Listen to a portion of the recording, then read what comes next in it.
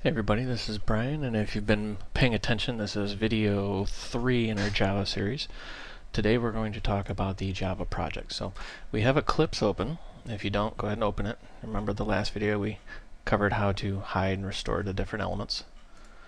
You're just going to go File, New, Java Project.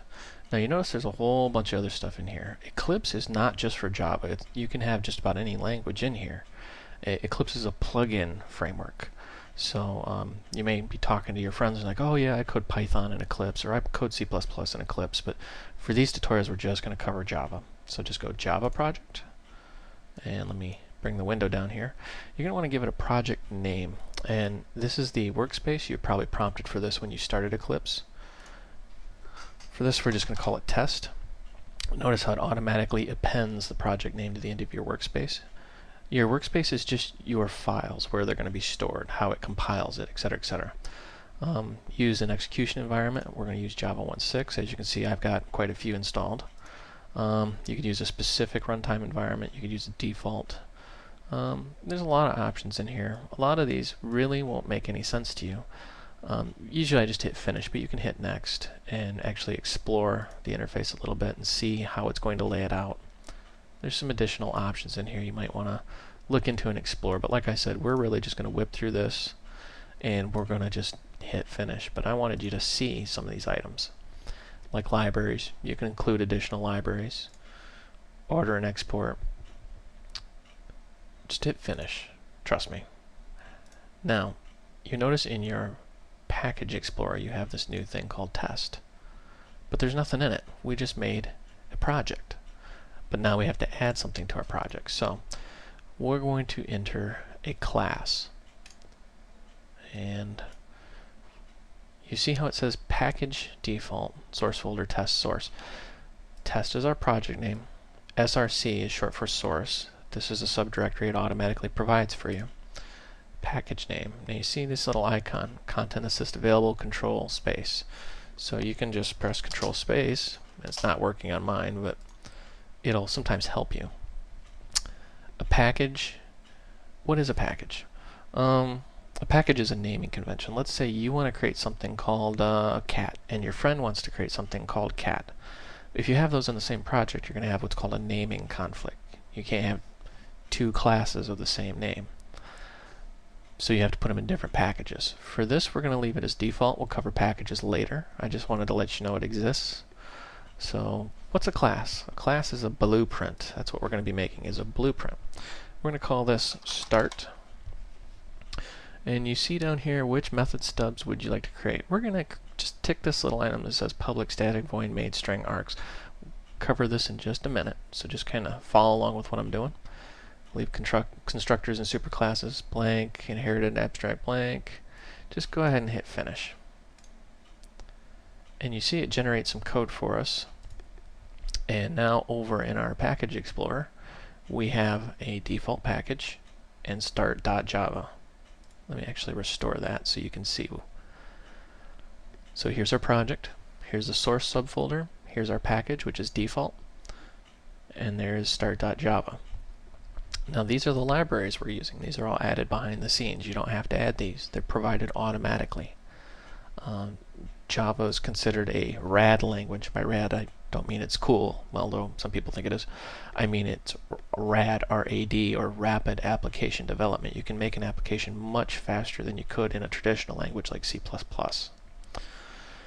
So let's just dive right in here and explain some of this. Public class start.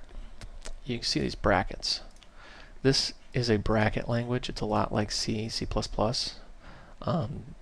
These brackets denote the start and stop of a code block. So this is a class. This is a method. These are comments. We're going to break this down very quickly. A class is a blueprint, kind of like building a house. You're going to create objects. Everything in Java is an object. I'm going to repeat that one more time. Everything in Java is an object. It is an object-oriented language, and I mean everything is an object in Java. So before you can run a single line of code, you need an object or a class. The class is a blueprint for that object. So what is an object? Well, an object is a class. They're the same thing. They're interchangeable. Now, you could argue that an object is an instance of that class. For example, let's say you have a blueprint. You're building houses. You build one house and paint it pink. You build another house and paint it blue. Those are two objects or instances of that class. The class is the blueprint. The objects are the instances. I hope that's not too confusing. I know first time people walking into it go, what are you talking about? For the sake of argument, just know that you need a class or a blueprint. The name is pretty much anything you want to give it. There are certain keywords you cannot use. We'll cover those later. Public just means that anybody can use it. Public static void main. This is the method. This is public. You see it up here. This is called an access modifier. It determines who can see this. Well, the public or anybody can see this. Static. This means that it is owned by the class, not the instance. We'll get into that later. Just kind of drink the Kool-Aid for the minute. Void means it's going to return nothing, because methods can return things. And these are called arguments. String bracket args. What does the brackets mean? It means returning an array. Something we'll get into later. I know I'm saying we're going to do a lot of this stuff later. I don't want you focusing on too much of this. I just want you getting familiar with the interface. So, go ahead and hit enter and just type system. And you notice how when you hit dot, a whole big list of stuff pops up. This is called IntelliSense. It figures out what you want as you type.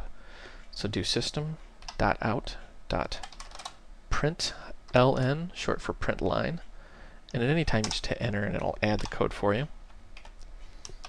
And it's traditional to say hello world, whoops, if I could type, whenever you're starting a new language.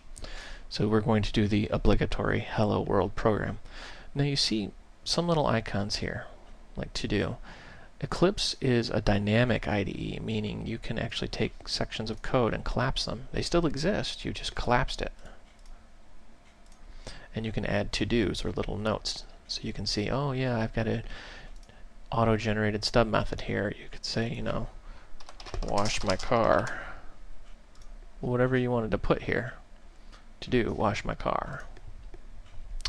Now, to run this, you're going to just click the Run button. And the first time you do this, it's going to say, how do you want to run this? I don't understand. Select the resources to save, because we haven't saved it. You can tick Always Save Resources. But we're just going to select that, hit OK. And you see down here in the console window, it's going to say Terminated. That sounds really scary. It just means that it stopped. Start, which is confusing. Java application, C program files Java JRE6 bin Java w.exe, and then the date and time.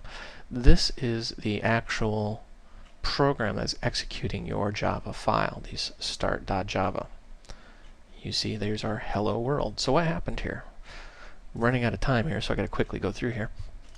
What happened is you started the Java runtime environment, and that is this Java W or Java window.exe, and it created an instance of this class and called main.